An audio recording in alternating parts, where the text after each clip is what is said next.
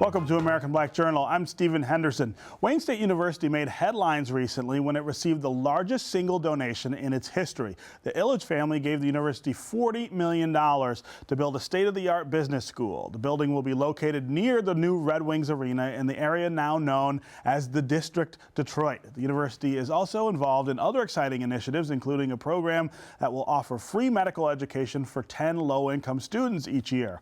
Recently, I sat down with Wayne State President Dr. M. Roy Wilson to talk about the changes and the growth at the university. Welcome to American Black Journal, Dr. Wilson. Well, thank you, Stephen. This is my pleasure to be here. Yeah. So let's talk about the recent big news about the Illich gift to the university to build a new business school. Big dollars, big name, yes. Big program change for you guys. Yes. Well, this was one of the things that I wanted to do from early on when I first got here, was to locate the business school closer to downtown. Okay. And just be more integrated with the business community. That was one of the complaints I heard from the business community, was that we were a bit isolated. And quite frankly, there are business schools throughout the country that are doing the same thing. They're locating downtown, away from the campus, and closing. Central business districts. That's right, yes. So this is not a unique kind of move at all. And certainly the Illiches understood that vision, understood what it could do for not only the area between downtown and midtown, but for all of Detroit, and was enthusiastic in supporting us in this. So we're very, very pleased. Yeah, and it's not just a physical move or change. There's some programmatic changes that are going to go along. That's right. You know, most of the news have been about the physical, the building. Plant. Yeah, right. Brick and mortar. Yes, right? and which is going to be great. You know, great location and everything. But there are going to also be some great opportunities on a curricular level. You know, the Illiches own a lot of entertainment and retail businesses, and to be able to be right in the center of what's going on with respect to sports and entertainment, yeah. and build a curriculum around that, I think is also very, very exciting. Yeah, yeah. That brings the university closer to downtown, but also deeper into an area of Midtown that is still sort of a no man's land between sort of Midtown proper, where the university is, and downtown. Is that the first real step that you guys have made into that area? Yes, it is. Yeah. And I think it will help to transform that area. You know, basically what the Illiches are doing is just, there's no other word for it, it's transformational. And I think the business school being located down there with 3,000 young kids, well, I shouldn't say kids, they're students, but they're young adults. Right. 3,000 young adults being down there all the time, you know, on a continual basis. They're going to be demanding certain services and entertainment and so forth. And so it's going to be not only all the things that the Illich is doing, but having the business school strategically located there, there's going to be a synergy about it that's going to be transformational. Right, and would you expect then to see other university investments in that sort of gap area? Well, yes, because we actually have, it's little known because we don't use it right now, but we actually have a building, a very large building, about 3 blocks away. Okay. And it's I think it's called the Kresge building for some reason. But there are a lot of opportunities for that building, and we'll take ownership of it. Right now it's being, there's a complicated business arrangement, so we're not using it right now. But we'll be taking ownership of it in about 2021 is what I recall. It might be a little bit earlier. Okay. And so there'll be some opportunity to do something with that building also. Yeah. In general, the university is right at the nexus of the sort of development and change in Midtown. Talk about how that is changing the university and how you see the university playing a role in helping change the neighborhood generally. Well, you know, we feel that it is part of our role to try to do what we can to improve the neighborhood. And it's not, totally altruistic. We gain some benefit from that. Sure. For example, students want to live in Midtown now. Yes. And that helps the university. In fact, for the first time since I've been there, but I think first time in a long time, the university housing was completely booked with a waiting list we had to put students into 2 floors of the St. Regis over in, what is it, Newtown? Over in Mid-Center, or New Center. Yeah, New Center, right. Our concern is, they're getting kind of used to that room service and, and having a maid come in. And so does that mean you need more dorm space? Yes, we do need more student housing, and over the next several years, you'll see some developments in that regard. Yeah. Part of it is, as we were just saying, that whole area is just so much more attractive that students want to live in that area. Part of it also is that it's becoming attractive for non-students also, and so it's becoming harder for students to get some rents of the housing. Are going up, That's right. Sure. Rents are going up. They're getting priced out of some of the neighboring apartments that they were using previously for student housing. Yeah. I also want to talk to you some about a new program that you guys announced called Med Direct, which is about access for low-income students to med school. Tell me how that program works. We're very excited about this program. What it really does is it takes really top-performing kids from high school that who have low socioeconomic characteristics, as mentioned, and we admit them simultaneously to the undergraduate school and the med school. And to the med school. And to the med school, simultaneously. Full room and board and tuition for the undergraduate education, 4 years of full room and board plus the tuition, and then full tuition for the medical school portion. I mean, it's a $250,000, $300,000 deal right there. Sure. So we're going to be taking the absolute best students, and it's not just the fact that there are a lot of benefits to it. One, we do expect that it'll help diversify our class and have a ready pipeline, but also from my own experience as undergraduate pre-med student. A lot of your experience in undergraduate school is anxiety provoking because you're always competing with other students about trying to get into med school and trying to take even harder and harder science classes to differentiate yourself. If you can just really sit back a little bit, know you're in med school already, and use that time in more productive ways than worrying about whether you're going to get into med school. Absolutely. Take the classes that really you're interested in and that could make you a more well-rounded person, and subsequently, I think, a better physician. Literature and philosophy and appreciation of art and music, these are all things and if you take some of that pressure off, you feel like that's exactly the students might feel like they're more able to do it. Yeah, so I think though, as medical students and as ultimately as physicians, that they'll be more well-rounded, they'll be more humanistic, and there would be just a lot of benefits all around. Yeah.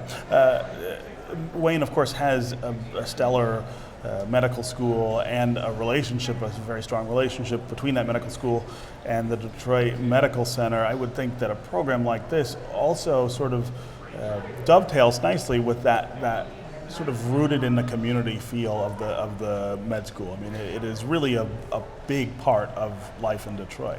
Yes, I would agree, and that's why it's really important that we focus on lower socioeconomic kids. And the second part of that are kids who are interested in health disparities.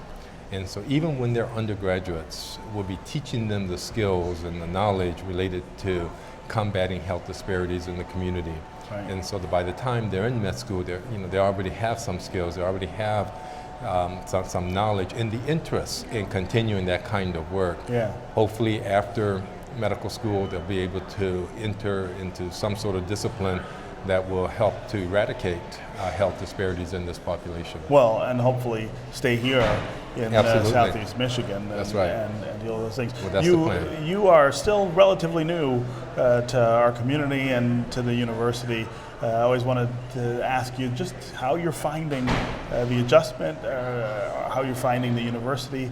Are there things that you feel you've learned since the time you've been here that are helping to shape what you want to do with Wayne State? Well, there really has been no adjustment. I mean, I came in on day one, and I feel like, I feel like I'm home. Time, right? Yeah, I feel like I'm home. This is where I belong. I really believe that. I think that this is where I can make an impact. And from an adjustment standpoint, there really has not been one. I feel very, very comfortable being in Detroit. And this will be my home for the rest of my career and perhaps the rest of my life. That's how much I love Detroit. Yeah. And on other fronts, I think that Detroit has just been a very welcoming community.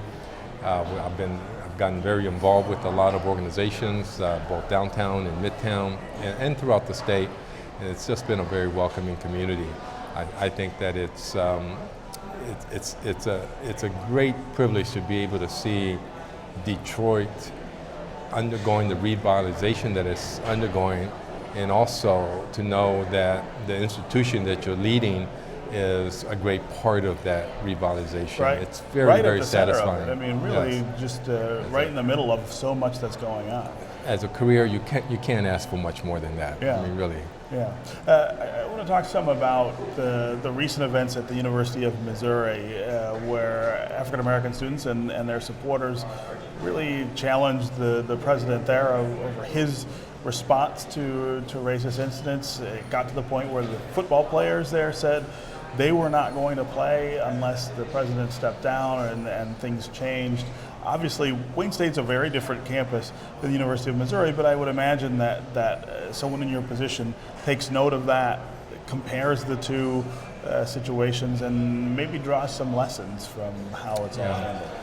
Let me respond to that in two ways. First, on a personal level. My belief is that these kind of incidents that occurred at University of Missouri happens more than we might think. Yeah, sure. It's happened to me as a student, and so much so that I wanted to get out of my school. And there's a whole nother story, and we don't have enough time for that, but I really did, and I didn't know where to go. I think you can't talk to an African American who went to higher ed who didn't have that kind of I didn't know where to go. Yeah. And so I think, first of all, that whenever it's something like that, any racial issues negatively happen on any campus, that it's incumbent upon the administration to take those issues very seriously and address them very aggressively. Yeah. So that's a general statement that I would make. In terms of Wayne State, we are a different kind of institution. One of the things that I really love about being at Wayne State is that it's such a diverse institution. An incredibly diverse place. Sure. I mean, I can spend time with Muslim students one evening, break bread with them, and then the next morning be with Jewish students and feel just as comfortable. Right. And the students themselves feel just as comfortable interacting with each other. Sure. So it's not even, it's certainly, race is a big part of it, but also just ethnicity. There's just a diversity in so many different ways, socioeconomically, age-wise. And that's one of the beauties of Wayne State, is that we do have that kind of diversity, and so hopefully that was one of the challenges at the University of Missouri. I mean, that's not a terribly diverse campus. I think they're still struggling with how to increase that diversity, but then also create that air of tolerance and acceptance that I feel like Wayne State is sort of ahead of them and many other places in terms of creating that.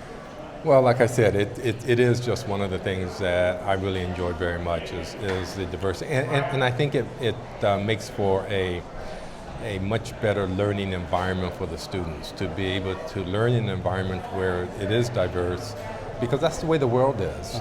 It's a diverse world now, and to be in that kind of environment and to deal with issues of differences in culture and in beliefs and in religions and urban versus rural, to really have to deal with those issues during undergraduate years, I think better prepares you for the workforce.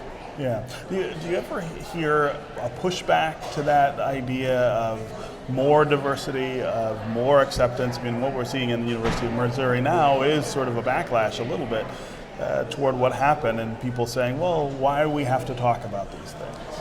Well, I think that it's well known, not only in education, but in the business world, that the more diversity you have, the better the decision making is going to be, the better the final outcome of discussions, broader perspectives, and all around. And to be crass about it from a business perspective, higher profits from better decisions. Sure. Yeah. So I think the value of diversity has been proven over and over again, and so I don't think there's any debate about that. And so if there is any pushback about it, then it's certainly not something that I'm seeing at all. Yeah. I think that people at Wayne State understand that that's one of our strengths, and diversity is embraced. Yeah, and it's something to build on. Yes. All right, Roy Wilson, president of Wayne State University. Thank you for being here on American Black Journal. I enjoyed it. Thank you very much, Stephen.